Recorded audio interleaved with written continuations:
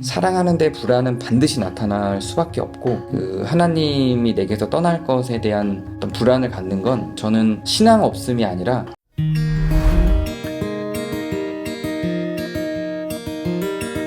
네, 안녕하세요. 오늘의 신학 공부의 장민혁입니다. 오늘은 권효샘 목사님 모시고 같이 오늘의 신학 인터뷰 이야기 나눠보겠습니다. 그 인천의 더한공동체 교회에서 목회하고 있고요. 또 인하대학교에서 연구교수 및 초빙교수로 활동하고 있습니다. 네, 오늘 이렇게 출연해주셔서 감사합니다. 네, 감사합니다. 네, 저는 그 저자 소개란에 이 양력 이력을 보고 되게 독특하다는 느낌을 받았거든요. 네. 그래서 맨 처음에 이제 신학을 하셨다가 아랍에 가신 거죠. 그쪽 네, 지역에. 네. 그래서 아랍어학과 고대 유적 신학을 공부하시고 다시 정신분석학을 박사학위 받으시고 네. 이 과정이 정말 독특하다 이런 생각이 들었거든요. 어쩌다가 이렇게 여러 가지를 공부하셨는지. 그러니까 저도 제 이력을 보고 너무 잡다 해서 이제 신학을 하다가 신학을 한 네. 목적이 선교사가 되려고 했던 거예요. 그 아, 아랍 지역 선교사로 가고 싶어서 신학을 했고, 그래서 신학을 하면서 석사를 이제 아랍 지역학을 같이 했어요. 양쪽을 전공을 하고 이제 아랍 지역으로 파송을 받아서 갔는데, 이제 그 신분이 필요하잖아요. 아랍 네네. 지역 가서 신분이 이제 제일 만만한 게 또 학생이고, 음. 이러니까 대학교의 학생으로 들어가야 되는데, 처음엔 저는 그 이슬람 신학을 전공하고 싶었어요. 아. 그래서 이제 기독교 신학만 하고 그쪽에 네. 대한 종교를 모르면 이렇게 음. 전하는 게 일방적일 것 같아서 그쪽 신학을 전공하고 싶었는데, 그 이슬람은 신학을 전공하려면 개종을 해야 되더라고요. 그러니까 이게 마치 이제 우리나라 아. 신학교에 스님이 오셔서 네. 아, 그쵸. 제가 안 이제 되죠, 안 되죠. 안 되죠. 그래서 그래서 교회에서 그 뭐 세례 받으시고 그쵸. 교회 그 증명서 과정이 떼어라 이렇게 하는 거죠. 맞아요. 그래서 그 이슬람에서도 이제 개종을 해야 된다 그래서 개종도 고민을 했었는데 차마 그것까지는 너무 거짓말하는 것 같아서 안 아, 되겠어서 그 다음으로 할 수 있는 게 뭔가 고민을 했는데, 이제 아랍 고고학 및 신학을 할 수 있는 학과가 있더라고요. 아, 그래서 뭐 신화학과 네. 를 들어갔죠. 그리고 사역을 하다가 제가 심리학 쪽으로 들어간 건, 이제 제가 맡아서 가르치는 학생 중에 교회 잘 안 오던 학생이었어요. 별로 관계도 없고 깊은 사이가 아니었던 친구인데, 교회 와도 그냥 친구들 만나러 오고 술 담배 하고 막 이런 친구였는데, 어느 날 자살을 했어요. 그리고 나서 제가 너무 힘들더라고요. 막 이 책임감이랑 이런 것들, 또 이렇게 장례식장 가서 내가 아무것도 하지 못했다는 그런 느낌? 그리고 이제 그 친구 엄마가 저한테 그 친구 일기장을 줬는데, 그 일기장에 제 얘기가 막 있는 거예요. 정말. 그래서 막 제 설교한 거, 제가 설교 시간에 뭐 데미안이나 이런 책 얘기했더니 그런 책을 읽고 독후감 쓴 거 뭐 이런 게 막 있더라고요. 그러면서 아, 내가 얘한테 잠깐만요. 네네네. 영향을 줄 수도 있었겠다. 내가 정말 관심을 가졌으면 살릴 수도 있었겠다, 이런 생각이 들더라고요. 그러면서 이제 막 심리학에 관심을 갖고 오히려 이제 그런 비행 청소년들한테 더 많은 애정을 쏟았죠. 그래서 뭐 청소년들 몇 명이랑 교회에서 같이 뭐 생활하기도 하고 네. 이러면서 한계를 느꼈어요. 이제 걔네들을 이해할 수 있는 저의 역량의 한계를 느껴서 심리학을 좀 공부하기 시작했었죠. 네, 아, 그게 계기였던 네네. 것 같아요. 그 한계를 느낀 지점이 어떤 네. 건지 좀 궁금한 부분이 있네요. 그러니까 이렇게 목회를 하다가 아, 내가 그럼 더 신학을 공부해야겠다 이렇게 생각하는 분들도 있잖아요. 네. 근데 이제 심리학을 공부하게 되신 게 그러니까 그 비행 청소년들은 제가 비행을 해본 적이 없으니까 왜 이렇게 행동하는지 이해가 안 가는 거예요. 그냥 어쨌든 사역자로서 수용해 주려고 노력은 하는데, 이해가 안 된 채로 그냥 수용하다 보니까 저도 스트레스를 받고 저도 모르게 자꾸 가르치려고 들고, 그래서 얘네들이 왜 이러지? 라고 하는 부분. 그리고 제 아내가 그때 상담을 했었는데, 아내랑 걔네들이 만나면 아내는 되게 잘 다루는 거예요, 얘네를. 그래서 이거는 성품의 차이인가? 인격의 차이인가? 신앙의 차이인가? 근데 들어가 보니까 기술의 차이더라고요. 그래서 요거는 배워서 될 수 있겠다, 이렇게 생각을 해서 심리학을 공부하기 시작했죠. 저도 요즘에 좀 심리학 이런 데 관심이 많아졌는데, 저는 제가 저를 되게 모른다는 생각을 하게 됐어요. 그러니까 나라는 인간에 대해서 내가 아무것도 모르는구나. 내가 여기서 왜 화가 나는지, 뭐 네. 여기서 왜 이런 감정이 드는지, 그리고 뭐 내 뇌가 왜 이렇게 작동하는지 이런 게. 그래서 제가 느끼었던 점은 제가 뭔가 AI인데 스스로가 어떻게 작동하는지 모르는 AI다 이런 느낌도 받았거든요. 그래서 좀 나에 대해서 공부해보고 싶다 해서 심리학 내과학 이런 게 좀 궁금해졌었는데, 그래서 좀 오늘 뵈가지고 되게 반가운 마음이 있었어요. 네, 그런 쪽 공부하셨다고 반갑습니다. 하셔서. 그래서 이 책이 최근에 나왔는데, 이 책은 어떻게 기획하게 된 책인지 궁금합니다. 이 책은 이제 원래 제가 기획한 건 아니고요. 제가 상담센터도 하고 있는데 네. 거기서 감정학교라는 프로그램을 운영을 했었어요. 지금은 안 하는데 그 당시 예전에 운영을 했고 거기서 운영했던 강의 일부를 이제 동영상으로 만들어서 유튜브에 올렸었는데 드림 출판사 대표님이 보고 그 내용으로 좀 책을 내자 이렇게 제안을 했었어요. 그래서 초기에는 그뭐 감정학교 이런 식으로 가다가 좀 젊은 사람들을 대상으로 해서 원래 그 드림 출판사 대표님이 제안했던 거는 젊은 사람들이 고통스러워하는 그런 심리적인 것들을 위로해 줄 수 있는 측면에서 네 책임이 아니야 뭐 이런 느낌의 이런 위로를 해줄 수 있는 책이면 좋겠다 네. 이렇게 제안을 받았는데 제가 사랑으로 좀 집약시킨 그런 감정을 다뤘으면 좋겠다. 왜냐면 감정학교에서 다뤘던 감정들을 다 다루려면 책 한 권으로 안 될 것 같은 너무 거예요. 두꺼워질 수 있어서. 그래서 네. 그냥 하나의 감정, 그 다른 감정들의 가장 기본이 될 수 있을 만한 사랑이라는 감정을 집중적으로 다루는 책이고 싶다. 네. 이렇게 했고요. 그리고 그 사랑에 대해서 다룬 학자는 보통 이제 에리 프롬이 제일 유명하고 분량으로 치면 라캉 사랑에 대한 분량은 제일 많고요. 들레지 가타리도 네. 좀 다룬 부분이 있고 그래서 고민을 하다가 제가 이제 박사 논문을 라캉으로 써서 라캉의 사랑론으로 가자. 여기까지는 진행을 했거든요. 근데 네. 너무 학문적으로 흐르면 좀 안 될 것 같아서 실사례 같은 네. 것도 좀 이렇게 넣고 이렇게 같이 기획을 했어요, 출판사랑. 그러다가 원래 제가 상담했던 연애 사례들을 끌고 올까 고민을 많이 했는데 그 출판사 대표님이 아가서 어때요? 이렇게 제안을 하더라고요. 아가서를 딱 듣고 나니까 뭔가 이 락항 이론하고 쫙 이렇게 맞아서 떨어지는 느낌이 있는 거예요. 네. 그 아가서 처음부터 끝까지 이야기가 이거 락항 이론하고 되게 비슷한데? 네. 예, 그래서 다른 서사는 그때부터는 좀 잘 안 떠오르고 아가서로 가자. 그리고 이제 결정을 해서 네. 이 책이 나왔죠. 되게 독특한 작품인 것 같아요. 이렇게 정신 분석학으로 접근한 아가서 이런 네. 느낌이죠. 네, 맞아요. 네. 네. 그래서 제가 책을 보니까 이제 아가서는 원래 이렇게 시로 돼 있는데 이렇게 소설로 각색하셔가지고 네. 소설 조금 나오고 소설에서 등장인물의 심리 네. 분석한 내용 나오고 이런 식으로 구성이 돼 있더라고요. 네. 되게 독특한 작품이라는 생각이 들었고 너무 재밌게 읽었어요. 네, 감사합니다. 네, 그래서 이제 아가서를 이렇게 소설화해서 내용을 풀어가셨잖아요. 네. 그래서 제가 알라딘 리뷰를 보니까 궁중 정치 로맨스물이 나와 네. 이런 식으로 표현하신 분도 있고, 그래서 막 그 왕비들 간의 막 그 신경전 이런 것도 있고, 그쵸. 그래서 어떻게 이렇게 아가서를 각색하셨는지 궁금하더라고요. 그러니까 이게 다 적혀 있는 내용은 아니잖아요. 네, 그렇죠. 그러니까 저는 창의적이지는 않아요. 그러니까 있는 학문을 가지고 활용을 하는 건데 제가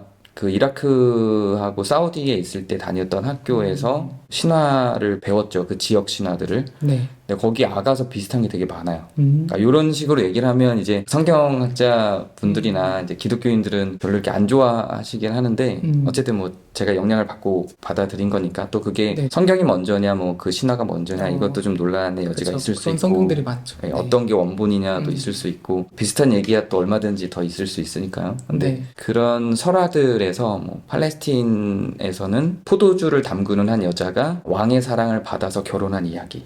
솔로몬이라고는 안 해요. 네. 그 이야기가 있고 그게 시로 있어요. 결혼식에서 그 시를 낭송하거든요. 네. 그게 이제 음악이 붙어져서 노래를 하기도 하고요. 근데 결혼식에서 하는 그런 불려지는 노래 중에 하나예요. 그리고 마가르라고 하는 그 문명이 있는데 거기서 내려오는 신화 중에는 이제 왕이 아니고 신이 포도주를 좋아해요. 신이 포도주를 좋아해서 신이 포도주를 만드는 데마다 다니면서 포도주를 마시는데 너무 맛있는 포도주를 만드는 여자가 있는 거예요. 근데 굉장히 신분도 낮고 근데 이 포도주를 마시러 그 신이 자주 오거든요. 그러다가 이 여자를 그 신들의 세계로 데리고 가는 그런 이야기가 있어요. 근데 그 여자가 그 신들 사이에서 생존하는 스토리. 뭐 이제 이런 것도 있고 에디오피아 같은 데서는 술람미하고 솔로몬을 사랑하는 관계로 두고 이 술람미를 시바 여왕하고 이제 일치시켜서 재해석을 한 이야기가 또 있어요. 그래서 그런 것들도 그렇고 다양한 아가서 비슷한 서사들이 아랍 지역에 있어서 그걸 좀 합쳤죠. 그 내용들을 좀 합쳐서 요 이야기를 만들어냈어요. 들어보니까 다 이 소설에 있는 부분들이에요. 네, 네. 막 이렇게 포도주를 찾아서 네. 포도원 막 그쵸. 탐방 다니고 네. 네, 그런 얘기들 있고. 근데 이제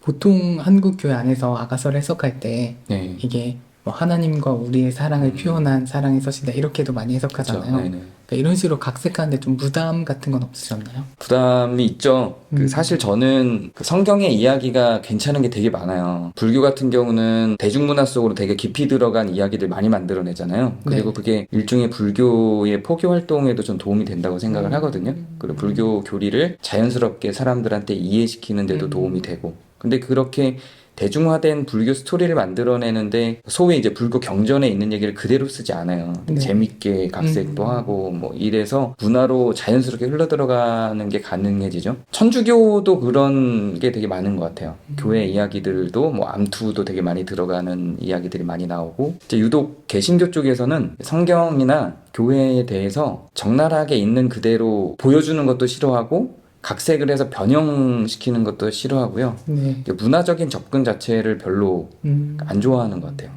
근데 전 진짜 스토리 많거든요. 다윗 이야기도 그렇고, 미갈 이야기도 그렇고, 압살롬 이야기도 그렇고, 그 하나하나를 보면 전부 진짜 다 굉장한 이야기들이에요. 이 압살롬 같은 경우는 아버지에게 저항한 왕자잖아요. 네. 이게 정신분석에서 아주 중요하게 다루는 그 심리적 원리 중에 오이디푸스 네네네. 컴플렉스라고 있는데 그냥 압살롬 컴플렉스라고 해도 될 정도로 오이디푸스 이야기보다 훨씬 더 아버지에게 본격적인 저항을 하는 스토리예요.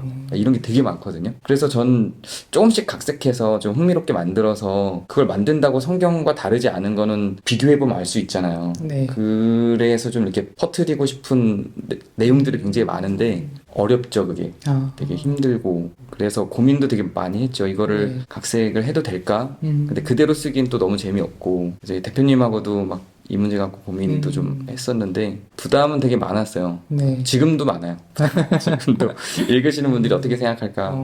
저는 너무 재밌었고요. 네, 근래 감사합니다. 읽은 책 중에 되게 기억에 남는 책이었어요. 아. 그 다음에도 계속 이런 거 만들어주시면 좋겠다. 아, 그리고 막 네. 야곱도 보면은 막 계속 막 속이고 방황하고 이런 그쵸. 얘기 많이 나오잖아요. 네, 그러니까 성경으로 이런 만들 수 있는 게 정말 많을 것 같고 많아요. 뭐 저도 좀 이렇게 신학 콘텐츠를 만들지만 네, 사실 이렇게 신학을 그냥 날 것으로 전달해서는 그게 막 사람들한테 와닿지 않는다 생각하거든요. 네, 결국에는 이게 어떤 문화를 만들어야 사람들 안에 이렇게 소비될 수 있고 네, 맞습니다. 지금 한국교회 성도들의 신학도 전 대부분이 찬송가를 통해서 만들어진 신학이지 않을까 생각하거든요. 네. 그 가사들을 통해서. 그러니까 약간 이런 작품들이 많아지면 좋겠다 이런 생각이 있는데 계속 써주시면 좋을 것 같아요. 네, 네. 감사합니다. 지금 불안과 사랑이 어떻게 연결되는 개념인지 설명해 주실 수 있나요? 이거 인문학적으로 접근하신 분들은 되게 많은데 대표적으로 알랭드 보통이라는 사람도 불안과 사랑하고 연결시켜서 되게 많이 얘기를 하고요. 그리고 뭐 로맨스 드라마나 사랑에 대해서 다루고 있는 책을 봐도 불안이 안 나오는 건 없잖아요. 네. 그게 왜 그러냐면 사랑할 때 작동하는 뇌나 그 신체적인 원리하고 불안할 때 작동하는 거가 초기엔 되게 비슷해요. 보통은 사람이 이제 외부 정보를 받아들이면 이제 여기 전두엽이라는 데서 해석을 통해서 기억이 저장이 돼요. 해마나 되뇌피질로 저장이 되는데 이제 뭔가 트라우마적 사건이나 사랑을 하는 강렬한 감정이 들어오면 그 전두엽이 멈추고 편도체라고 이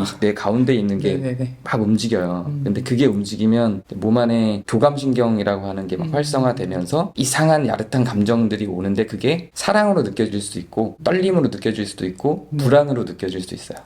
그래서 이게 어떤 상황에서 그게 오느냐에 따라서 사랑이 되기도 하고 불안이 되기도 하는데 편도체가 떨리다가 그 편도체 중심으로만 계속 작동을 하면 불안으로 끝나고요. 그게 이제 편도체의 움직임이 있다가 편도체가 그 전두엽을 멈춘 것처럼 자기도 딱 멈추고 미상체라고 하는 대로 이제 그 움직임을 넘기거든요. 네. 그럼 그 미상체가 움직이기 시작하면 이게 사랑이 돼요. 어. 그래서 어쨌든 사랑을 하려면 그 미상체를 통한 사랑을 하려면 편도체는 거쳐야 돼요. 그러니까 불안을 거치지 않고 사랑을 가기는 뇌과학적으로도 어려운 거죠. 성경에서는 불안이 좀 나쁜 걸로 많이 여겨지는 것 같거든요. 그러니까 뭔가 믿음 없음, 아니면 하나님을 신뢰하지 못함, 뭐 이런 것들이 이제 불안이나 두려움으로 나타나고, 오히려 신앙이 좋으면 불안이 없어지고 두려움이 없고, 담대하고 확신하고 좀 이런 모양들이 나타나는 것 같은데, 이제 이 책에서 목사님은 불안도 이제 사랑을 위해서 불안이 필요하다, 사랑의 조건이다. 또 좀 불안을 약간 좀 더 긍정적으로 묘사한 부분들이 있었던 것 같거든요. 네. 그래서 이 불안에 대해서 어떻게 이해해야 될까? 이런 게 좀 고민이 됐어요. 불안은 불안만 딱 놓고 보면 나쁘죠. 불안만 딱 놓고 보면 나쁜데 이제 불안이 사랑으로 가는데 꼭 거쳐야 될 과정이라는 의미인 거지. 불안이 좋으니 다들 불안하세요. 뭐 이런 건 아니거든요. 그리고 라캉도 세미나에서 아예 1년 내내 불안만 강의를 한 적이 있어요. 1년 동안 강의를 하는데 27년 동안 심리학 강의를 했고 한 해에 한 강의가 하나의 주제이고요. 거기다 이제 세미나 1, 세미나 2 이런 걸 맞아, 붙이고 거기에 부제들이 붙어요. 근데 이 불안 세미나를 1년 동안 했으니까 감정들 중에서 세미나의 한 주제로 다룬 건 불안밖에 없어요. 근데 이건 라캉만 그렇지 않거든요.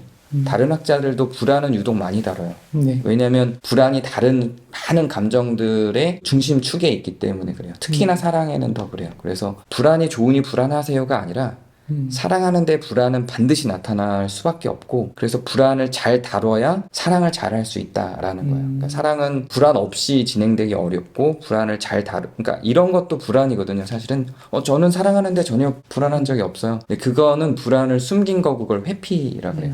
그래서 불안을 회피해서 불안할까봐 불안을 아예 차단시켜 놓는 형태가 이제 회피로 나타나고 네. 저는 사랑하는 과정에 불안한 적이 한 번도 없어요. 이거는 이제 라캉의 해석대로 간다면 사랑하지 않는 겁니다. 네, 사랑하는 대상이 있으면 불안을 지금은 안정적인 단계로 왔다 할지라도 사랑의 과정 중에 불안을 거치지 않았을 리가 없어요. 반드시 거쳤어야 했고 만약에 거치지 않았다면 사랑하지 않았거나 아니면 불안은 있었으나 그게 고통스러우니까 접어놓고 회피한 상태로 관계를 맺은 거죠. 그래서 불안이 꼭 필요하다는 거는 불안을 다룰 필요가 있다는 거는 불안이 좋다는 게 아니라 사랑을 잘 하기 위해서 불안 자체는 안 좋지만 사랑을 위해 다뤄야 한다. 뭐 이런 의미.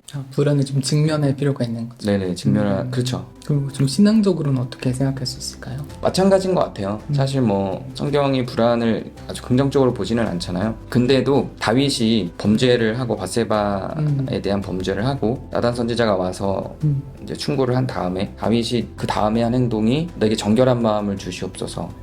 나를 떠나지 마시옵소서 이런 고백을 하잖아요. 근데 전 여기 불안이 있다고 봐요. 불안이 없이 늘 안정적인 신앙이면 좋죠. 근데 결국은 불안이 어떤 작동을 하거든요. 신앙을 유지할 수 있는.